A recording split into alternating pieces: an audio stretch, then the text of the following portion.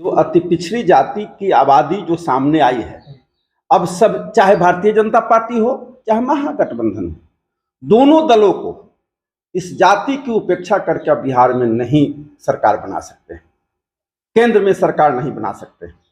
56 उपजातियों के वैश्य समाज में तेली अगर वैश्य समाज में है तो सभी 56 उपजातियों के में तेली सर्वाधिक जाति से आया है। राज्यसभा में तेली जाति को एक सीट नहीं है, विधान परिषद में आज के डेट में एक सीट नहीं है।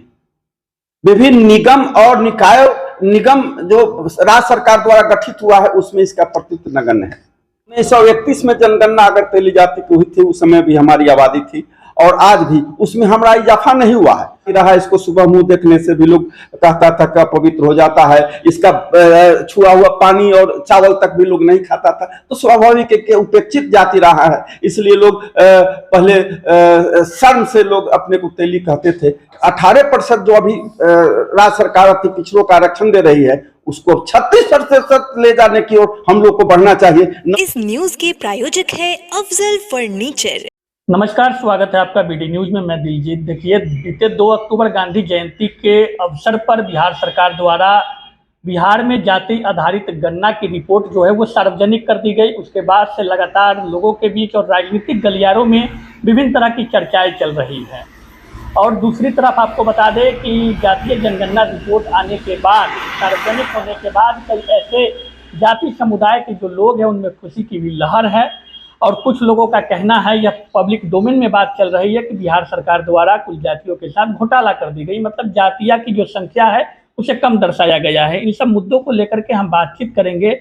हमारे साथ तैलिक साहू सभा के प्रदेश के उपाध्यक्ष साहू भूपाल भारती जी हैं और भाजपा के सीनियर लीडर भी है, ओबीसी मोर्चा के प्रदेश के प्रवक्ता है।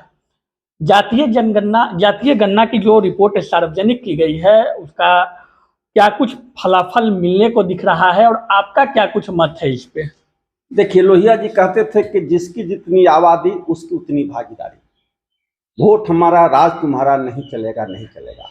ठीक है, जातीय जनगणना में कुछ लोग का आरोप है कि हमारे जाति को कम करके दिखाया गया। ये सब अगर किसी का आरोप है तो उसमें जांच होनी चाहिए और दूध का दूध पानी का पानी होना चाहिए। निश्चित तौर पर उनकी आशंका को मिटाना चाहिए। मैं 2 बड़ी बातें कहना चाहता हूँ कि आज के डेट में 36.1% जो अति पिछड़ी जाति की आबादी जो सामने आई है, अब सब चाहे भारतीय जनता पार्टी हो चाहे महागठबंधन हो, दोनों दलों को इस जाति की उपेक्षा करके अब बिहार में नहीं सरकार बना सकते, केंद्र में सरकार नहीं बना सकते। सिर्फ नरेंद्र मोदी जी के चेहरा को हम बिहार प्रधानमंत्री लाए और यहाँ इस समाज के लोगों को प्रतिनिधित्व नहीं दे तो मैं समझता हूं कि यह कहीं ना कहीं लोग इसको बहुत पचा नहीं पाएगा।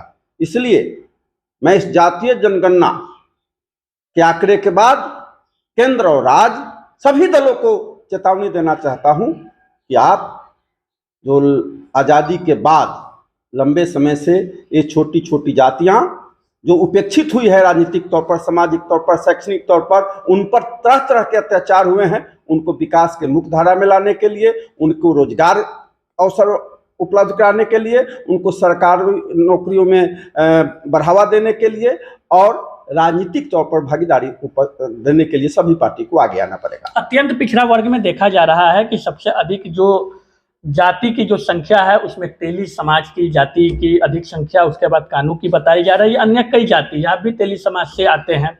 आपको लगता है कि आज़ादी के बाद से लेकर के अब तक आबादी के अनुसार भागीदारी सुनिश्चित किसी पार्टियों ने की है, क्योंकि आंकड़ा अब कहीं ना कहीं क्लियर हो पाया है?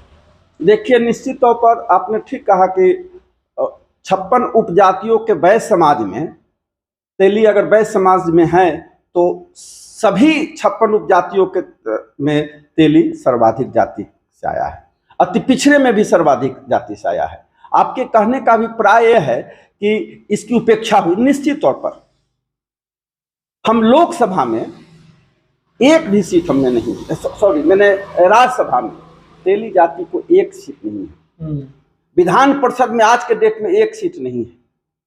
विभिन्न निगम और निकाय निगम जो राज्य सरकार द्वारा गठित हुआ है उसमें इसका प्रतिशत नगण्य है। हमको अब आबादी के अनुसार निश्चित तौर पर इसको जितनी लोकसभा में भागीदारी मिलनी चाहिए, विधानसभा में जितनी भागीदारी मिलनी चाहिए, उसमें कमी है। तो मैं तेली सहित अन्य अति पिछड़ी जातियों की जो जिसकी आबादी है उसके अनुसार लोकसभा और विधानसभा के चुनाव में और विभिन्न सरकार के उपक्रमों में जो गठन होता है उसमें प्रतिनिधित्व देकर ही हम इस समाज को आगे बढ़ा सकते हैं। कुछ लोगों का कहना है कि जाति की जो संख्या दर्शाई गई है, सार्वजनिक की गई है, वो कम दर्शाया गया है। आपको लगता है उन लोगों के बातों से सहमत हैं आप? हो सकता है, क्योंकि हम ही जिस जगह पर हैं वहां पर हमारे यहाँ जनगणना करने नहीं आया, हो सकता है अगल बगल में पूछकर लेकर चला गया, कई तरह की शिकायत आई है। तो पारदर्शिता बरतनी चाहिए। राज्य सरकार का हम स्वागत करते हैं कि उन्होंने जनगणना कराया है। हम राज्य सरकार से मांग करते हैं कि अगर कहीं आशंका है तो आशंका को दूर करने के लिए सरकार को उस पुनः कहीं ना कहीं उसको आगे आकर उनके आशंकाओं को दूर करना चाहिए। तेली समाज की आबादी की जो बात कही जा रही थी, आप लोग भी पहले जो बताते थे और उसके अनुरूप जो रिपोर्ट सार्वजनिक हुई है उससे आप लोग सहमत हैं? नहीं, कुछ कमियां हुई है, क्योंकि 1931 में जनगणना अगर तेली जाति की हुई थी उस समय भी हमारी आबादी थी और आज भी उसमें हमारा इजाफा नहीं हुआ है। तो हम कह सकते हैं कि हमारे बहुत सारे लोग अभी भी तेली कहने से अपने को हिचकिचाते हैं, अपने को साहब जी कहते हैं, अपने को बनिया कहते हैं, अपने को कुछ कहकर निकलना जानना चाहते हैं। तो हो सकता है कि इसमें ऐसी सच्चाई भी कई जगह समझते, अपने जात में की कहली है, हम तक तेली न कहली, हमने सब बनिया कहली है, चाहे अन्य दूसरी जाति से अपना निकलना चाहते हैं। तो सामाजिक तौर पर उपेक्षित जाति रहा, इसको सुबह मुंह देखने से भी लोग कहता था कि अपवित्र हो जाता है, इसका छुआ हुआ पानी और चावल तक भी लोग नहीं खाता था। तो स्वाभाविक है कि उपेक्षित जाति रहा है, इसलिए लोग पहले शर्म से लोग अपने को तेली कहते थे। इस जनगणना में भी इसकी दिखाई आई हो, लेकिन हम कहेंगे कि पुनः अगर सुधार होगा तो हम समझते हैं कि इसकी आबादी और आगे बढ़ सकती है। अच्छा, एक चीज देखा गया है अभी हाल के दिनों में जो सामने आ रही है, सोशल मीडिया के माध्यम से ही पता चल रहा है कि तेली जाति जो अत्यंत पिछड़ा वर्ग में है और भी कई अन्य जातियां हैं, उन सबको उस सूची से हटाने के लिए बिहार में एक पदयात्रा की शुरुआत की जा रही है।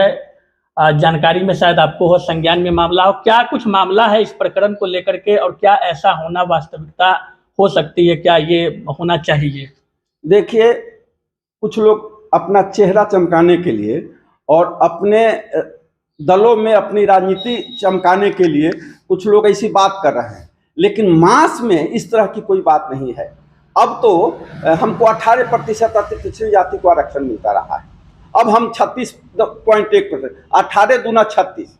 अब सभी 113 जो अति पिछड़ी जाति के लोग हैं और सभी लोगों को अब किसको हटाओ किसको रखो इस पर बात नहीं करनी चाहिए। अगर बात करनी चाहिए तो 36% जो पिछड़ों अति पिछड़ों की जो रिजर्वेशन है उसको हम 18% जो अभी राज्य सरकार अति पिछड़ों का आरक्षण दे रही है उसको 36% ले जाने की ओर हम लोग को बढ़ना चाहिए, न कि उसको हटाने और उसको जोड़ने की रखना चाहिए। दूसरी चीज कि तेली समाज एक ऐसी जाति है जो सभी के साथ लेकर चलना चाहती है। गांव में भी देखिएगा, अगर 25 घर भी है 20 घर भी है तो उसके साथ किसी को झगड़ा मोल नहीं है। उसके साथ जब वो गांव का एक तेली चलता है तो उसके साथ कानून या अन्य छोटी छोटी जो अति पिछड़ी जाति या पिछड़ी जाति वो किसी से पंगा नहीं लेती है, बल्कि सबका साथ, सबका विकास, सबका विश्वास और सबका प्रयास के साथ अगर चलने वाली कोई जाति है। इसलिए अगर अति पिछड़ी जाति की लड़ाई को आगे ले जाना चाहते हैं, उसको हक दिलाना चाहते हैं, तो अति पिछड़ी जाति के नेतृत्व में बिहार में एक सशक्त अति पिछड़ा आंदोलन होना चाहिए, जिस आंदोलन के तहत आबादी के अनुसार अति पिछड़ों को राजनीतिक भागीदारी मिले और आबादी के अनुसार अति पिछड़ों को शिक्षा के क्षेत्र में विभिन्न क्षेत्रों में उसको पर्याप्त प्रतिनिधित्व मिले। हम लोग की लड़ाई अब वहां ठनक गई है, अब किसको हटाओ किसको जोड़ो इसकी लड़ाई हम लोग। ये बात उठी कहाँ से कि तेली समाज और अन्य जो अति पिछड़ी जातियां हैं उनको उस सूची से हटाने की जो बात चल रही है? देखिए, समाज में कई उपद्रवी लोग होते हैं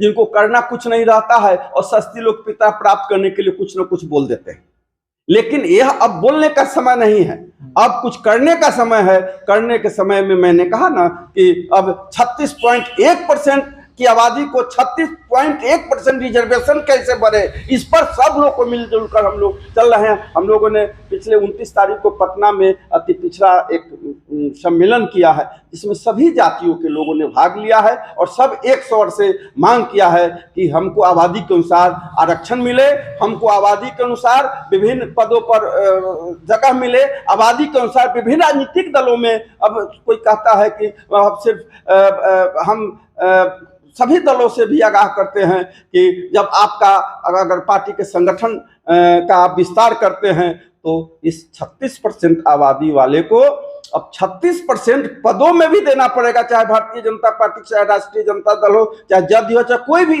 राष्ट्रीय और प्रांतीय पार्टी हो, सबको अब अगर इसका वोट लेना चाहते हैं तो आपको इसको आबादी के अनुसार अपने पदों पर, पार्टी के पदों पर भी जगह दीजिए और विधानसभा, लोकसभा से लेकर विभिन्न जगहों पर भी आपको इसको स्थापित करना पड़ेगा। तब आप इस जाति से अगर अपेक्षा करते हैं वोट का, तो इसकी उपेक्षा करके अब कोई भी राजनीतिक दल बिहार में सरकार नहीं बना सकता। 24-25 में इसका असर दिखेगा निश्चित तौर पर। मैं कह रहा हूं, केंद्र की सरकार हो चाहे राज्य की सरकार हो, 25 तो कुछ दूर है, 24 में ही अगर 36% आबादी को आप लोकसभा में 36% भागीदारी नहीं दीजिएगा तो अब यह समाज किसी राजनीतिक दल का बंधुआ मजदूर नहीं है। वह स्वयं अपने को सोचने के लिए बाध्य करेगा कि जो प्रतिनिधित्व करेगा उसके साथ यह समाज एक साथ चलने के लिए तैयार है। चलिए, तो साहू भूपाल भारती हैं, तैलिक साहू सभा के प्रदेश के उपाध्यक्ष, और साफ रूप से इनका कहना है कि आबादी के अनुसार राजनीतिक हिस्सेदारी, शैक्षणिक हिस्सेदारी और भी जो कुछ कमजोर तबके के जो अति पिछड़ी जाति में जो समाज है उनको मुख्य धारा में जोड़ने के लिए सरकार को काम करनी चाहिए, चाहे पार्टियां जो भी हो। भागीदारी नहीं मिलेगी तो निश्चित रूप से 24 और 25 जो आने वाला विधानसभा और लोकसभा चुनाव में उसका खामियाजा विभिन्न दलों को भुगतना पड़ सकता है। लेकिन देखने वाली बात होगी कि जो आबादी के अनुसार हिस्सेदारी की बात अब सामने आ रही है, विभिन्न समाज जो कर रही है, उस पर सरकार हो या फिर विभिन्न राजनीतिक दल कितना अमल करती है और क्या वाकई में आबादी के अनुसार राजनीतिक हिस्सेदारी हो या अन्य क्षेत्रों में हिस्सेदारी कितना दे पाती है, यह आने वाले समय में निश्चित पता चलेगा। धन्यवाद। आदि का फर्नीचर सेट सिर्फ 34,500 से स्टार्ट। विशेष जानकारी के लिए अफजल फर्नीचर के यूट्यूब चैनल पे विजिट करें।